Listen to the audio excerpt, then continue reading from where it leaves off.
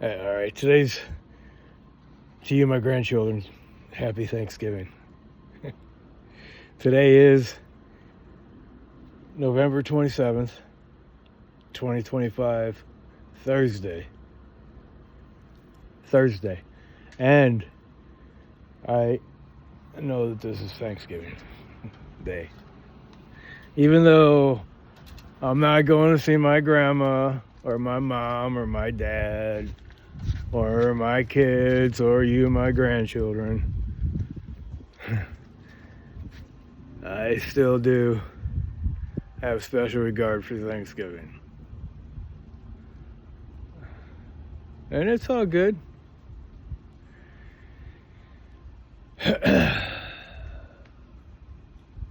Life matters what kind of version you give it. And this is part of one of my talks that I want to talk about today. Make a special note on Thanksgiving. And so I want to talk one thing, and that is about the version that you're going to give a thing, okay? Because there was some secret communication that one of the reporters, discovered. Like, I don't know how they get this stuff. People leak stuff, like they get a hold of stuff and they somehow capture it and send it out, and then nobody knows who's doing it. Okay, well, this is the case in one of the letters that came out, conversation between some Russian guy and an American guy. And so see, right now, some of the people are wanting to make deals on the Russian side, because if they do that, then it'll be better for them financially because of certain interests that they have. And actually, this is a Trump regime, okay? And and then the Russian guy, okay? But like in Ukraine, Ukraine is like between Russia and Britain and Britain or France, England, that whole area, okay, from where we come from, okay, and and America and us, we made an agreement, and there's a thing, I think it came about in President Clinton's time in office, and it was about the alliance was NATO, and NATO is the North American NATO. I think it's North American trade agreement. No, not trade agreement. North American.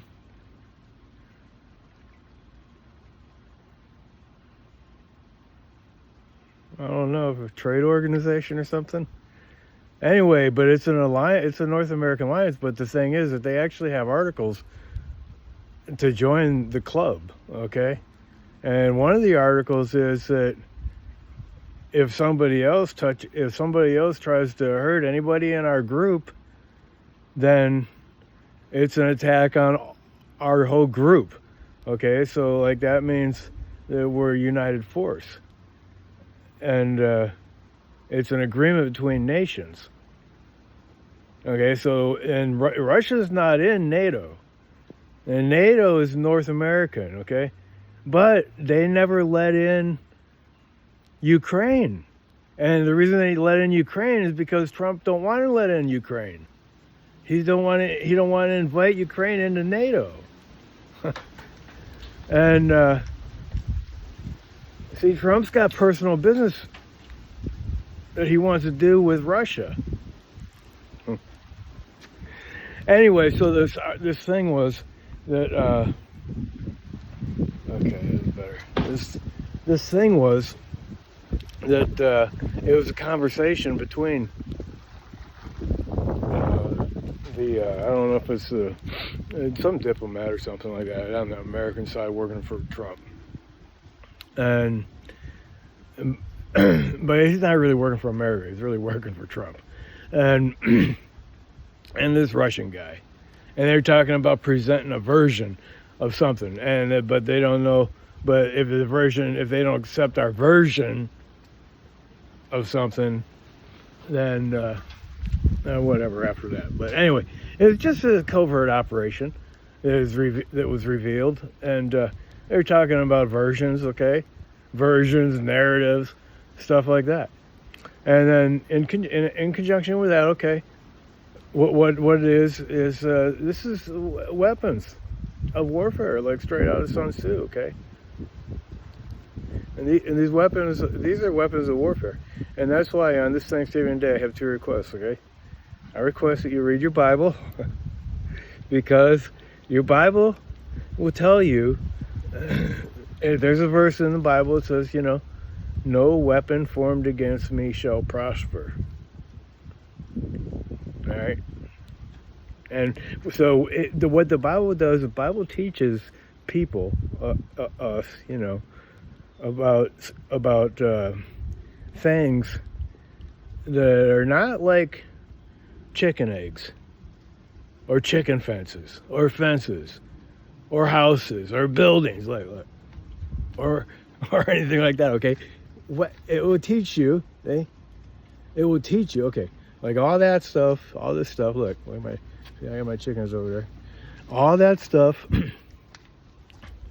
and look, I got my American flag. Okay? And look, I got my cross. Okay? All right, this is all stuff, Okay, but this stuff is in a different kind of category of understanding, and this stuff is very real. Okay. Okay.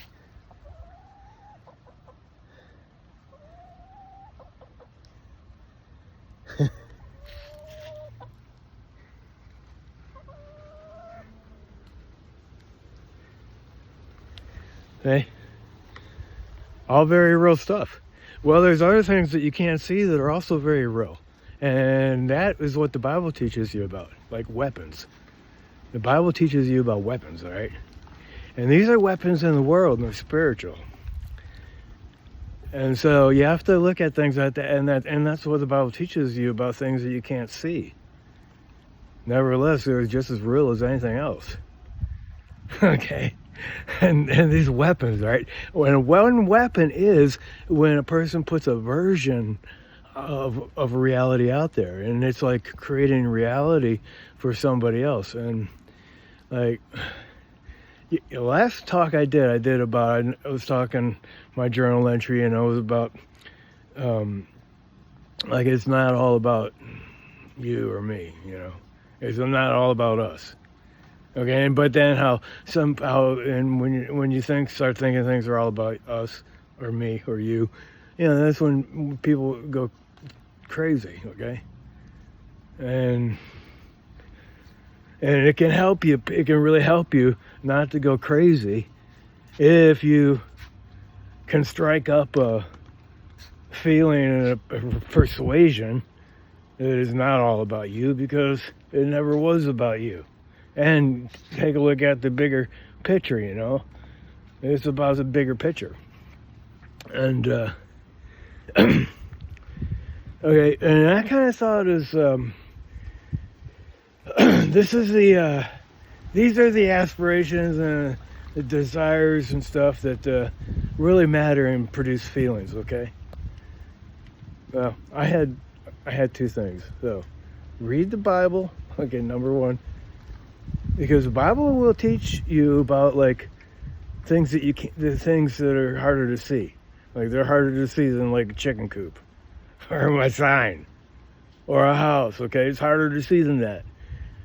Spiritual things and spiritual warfare, and this is the kind of thing that Sun Tzu, Jesus, the Buddha, they all teach, and Einstein even, okay? These are all things that can't be like seen like a chicken coop or an egg or a house.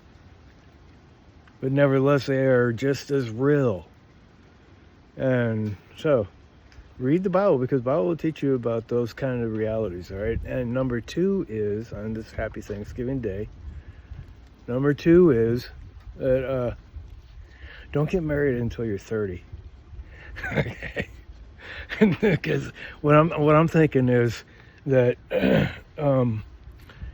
look, if people made a rule, okay, and you can say, okay, like if you want an excuse not to get married until you're 30, and I tell you why it'd be better not to get married until you're 30, and that is like because that means by the time you get to be 30, you can finally get married, okay? But you can do everything before that. You can have a family if you want to. You can have a girlfriend or a boyfriend. You can start your family. You can get a house. But if the rules were like this, if you were not allowed to get married until you were 30, then by the time you got to be 30, you would understand what it would be like to be divorced. Okay, and how it would have to be to pay child support, and understand what the alternative is before you actually tie the knot. Okay, so if you made it like by the time you got to be 30, you could only get married, then you'd be thinking, if things are really going good, okay, finally we can get married. Okay, great, but you would be under no obligation if things didn't work out right, and by the time you would probably know, because when you get married, it produces a lot of legal technicality, and it's a backward ass thinking, if you ask me. Like, I don't know, a lot of people don't even get married anymore, but that's all I'm saying. I think you should say to yourself, for your grandpa, that you're not going to get married until you're 30, because that's your grandpa's request. And okay, and the thing I want to talk about is proposition, and because I make it a proposition on good grounds, okay, and I might have to talk about this more later, because I know my grandchildren are only, you all are only very young, and I'm thinking, like you won't be eligible even to get married until like at least like another 10 years, something like that, more than 10 years probably. But if you made it 20 years, made it not until you're 30, then it might work. I think it might work out better out for you. You can start everything else, okay, but just say, no, I'm not getting married till I'm 30, because I'm not making that kind of entanglement. All right, anyway, I just wanted to make this Thanksgiving note. I was actually going to go up there. Well, I said I'll show my sign. Eh?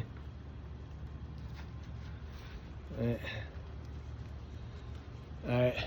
Well, climb every mountain and love your mama to the bottom of her sea. All right, now I just wanted to show this one thing. It's a primary source, and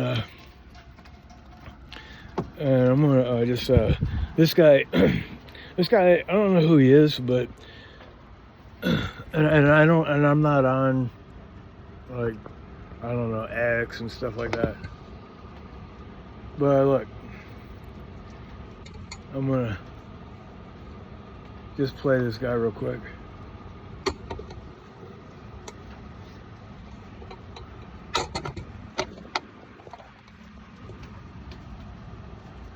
Minutes and watch this excellent rip by Kasparov, as Jay and Keeve writes. Play the clip.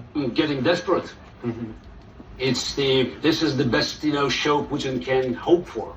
Not a single straight answer. It's not about how many weapons you have, ammunition. It's, are you willing to fight and die? Oh, it's nice. You have a Canadian-led brigade in Latvia. What's the order for this brigade? Will they shoot if Russians cross the border? We know the answer. It will take ages to negotiate. I still didn't hear a clear response to, it's not, I can't even imagine this. How can we discuss seriously the deal made by Trump's business partner? It's a real estate deal to enrich Trump's family and sell Ukraine. And how can we seriously discuss that Ukraine will have to give up fortifications that are staying in Europe? We're celebrating NATO. NATO is not strong. NATO doesn't exist. It's a fake. It's NATO, 4 letters. The reason you are still sitting here and celebrating it, Ukraine is dying every minute. It's a massive sacrifice. If not for Ukraine standing in front of Russia, Russian tanks would be already in Poland. You all suggested that Ukraine would give up. You offered Zelensky a right.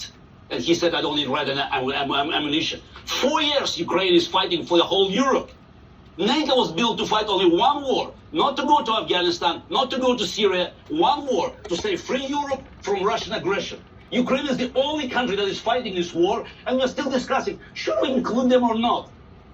Ukraine is the only country that is fulfilling NATO's destiny. And we... Okay. NATO is the only country that is fulfilling NATO's destiny. I mean, not NATO is the only country. Ukraine. Ukraine is the only country fighting for NATO's destiny. Okay? And that's what I was talking about firsthand. Okay? And so, see, this guy is a primary source. And because he's at this international forum, security forum. And I don't know who he is, but you can tell by his accent that he's not from America. And it's always good to listen to what people outside of America say, especially when you're looking at our place in the world. And so, the thing is, we have to try to make the world a better place.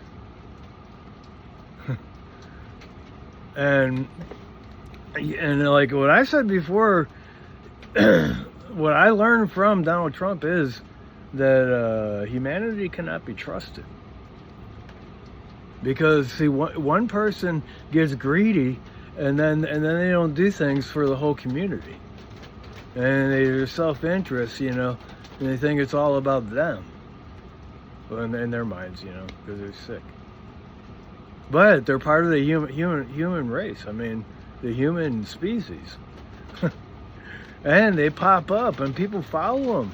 And it looks like, whole populations of people follow the leader who's the craziest. And who's the most self-serving one. And the greatest showman and con man. Today it would be Donald Trump. He even got all the Christians. Seriously. And that proves right there that, we're doomed. That's why you should be like a dog and have abandonment. Say, it's not about you, okay? We're all going to be going to hell, probably. Happy Thanksgiving. We're going to be going to hell because we were born in sin and we are sinners. And we do things wrong and we're cursed and damned. That's why you better be like a dog. You better give it all up. Enjoy your Thanksgiving dinner. And wash between your toes. And don't get married until you're 30. And read your Bible. Alright, that's all I got to say. Happy Thanksgiving.